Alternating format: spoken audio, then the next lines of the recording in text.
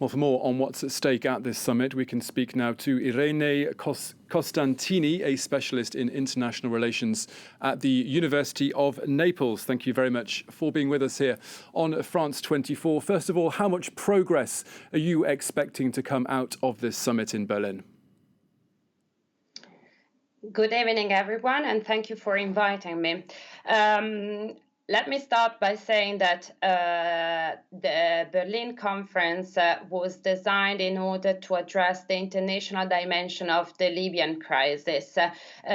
So far, we haven't seen the final declaration and the final details of what has been discussed in Berlin.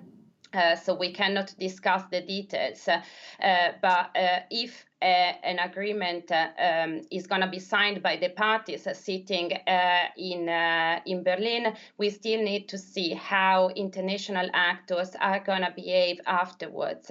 What I meant by this is that this is not the first agreement trying to solve the Libyan crisis. And we have seen in the past that some countries have paid only lip services to international agreement. So we need to see how countries are going to act, if they're going to act according to the document that was presented as a background for the conference in Berlin. This is, of course, a very complicated issue, a very complicated conflict. What, in your mind, is the best blueprint or solution to solve the crisis and end this war? Well, the conference in Berlin is, of course, it cannot be understood as the end of the conflict in Libya, but of course it is a starting point. The key issues that have been discussed there are a ceasefire, an arms embargo, and the continuation of a political process inside Libya. Now, we need to see if not only the countries sitting in Berlin are going to agree on a ceasefire, an arms embargo, and a political process, but also whether they are able to specify what mechanism they can put in place in order to monitor and to secure both a ceasefire and the arms embargo on Libya.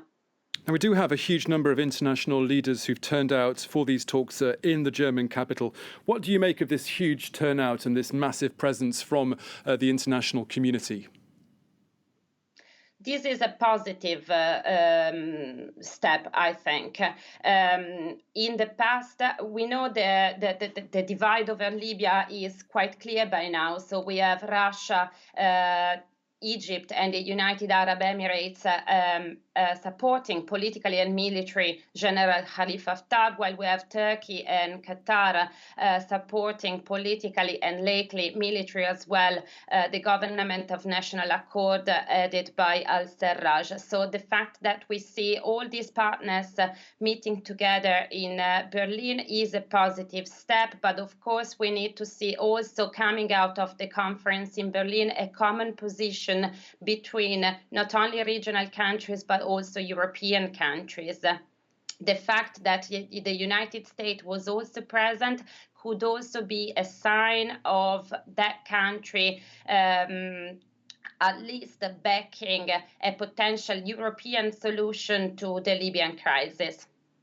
Now, Khalifa Haftar, of course, walked away from talks earlier this week in the Russian capital without putting pen to paper, without inking a ceasefire deal. Has anything really changed since then in the past few days? And might the commander walk away once again?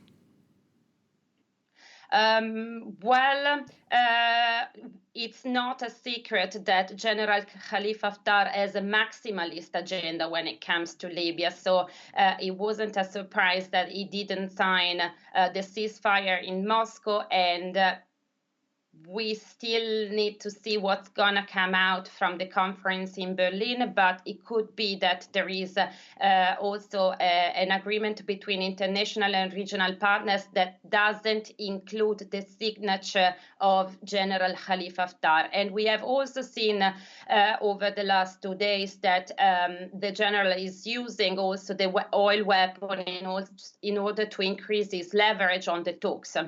So we are not seeing any changes in the attitude of General Khalifa Haftar towards the peace process. Okay, Irene Costantini, a specialist in international relations at the University of Naples. Thank you very much.